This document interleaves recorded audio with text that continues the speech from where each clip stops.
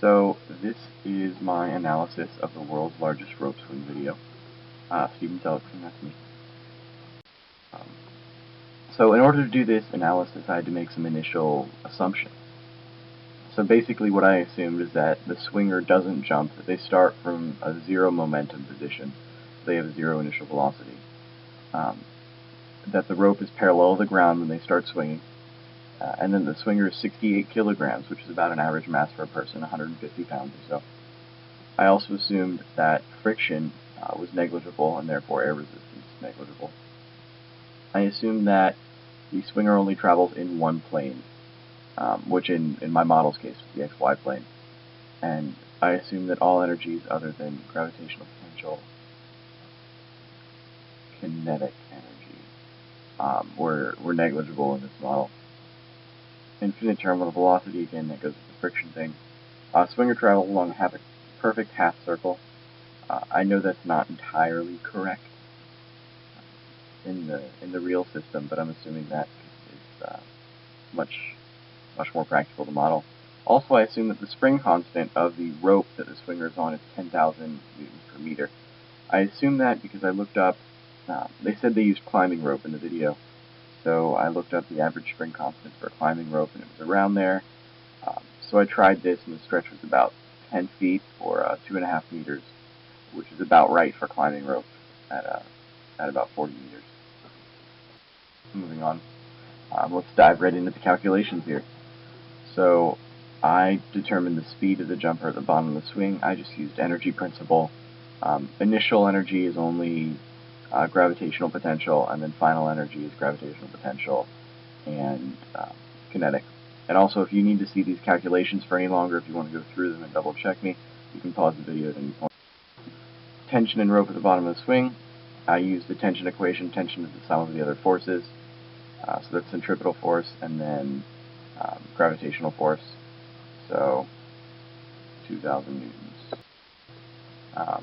The speed of the jumper 30 degrees from the bottom, I got to be slightly less than the speed at the bottom, which seems correct. I again used energy principle. You can pause it here if you need.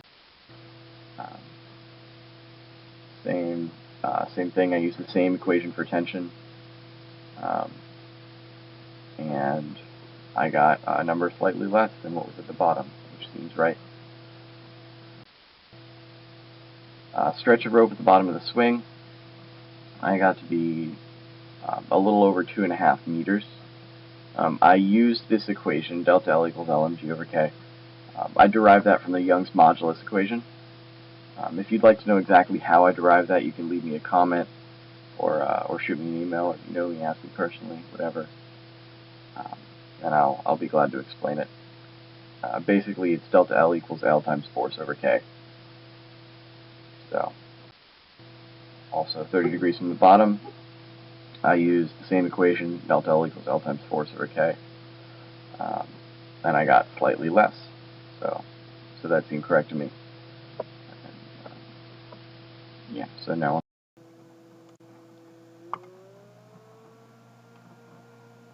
so here's my basic model of the predicted motion of the jumper on the rope swing.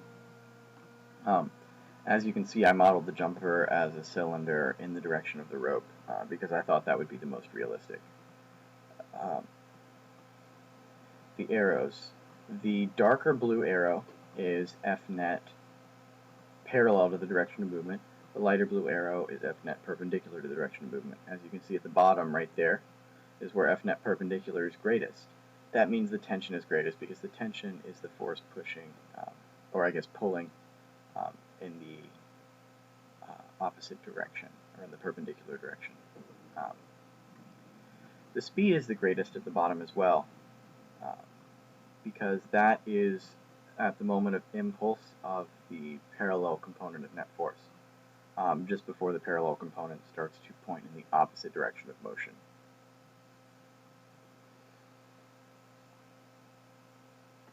As far as stretch goes for this model, I did use the spring code that we wrote earlier in lab. So at the bottom of the swing, it is stretching about 2.6 meters, according to data that I printed out in the console, and that is exactly what I calculated. So this model was very accurate in keeping to my calculations.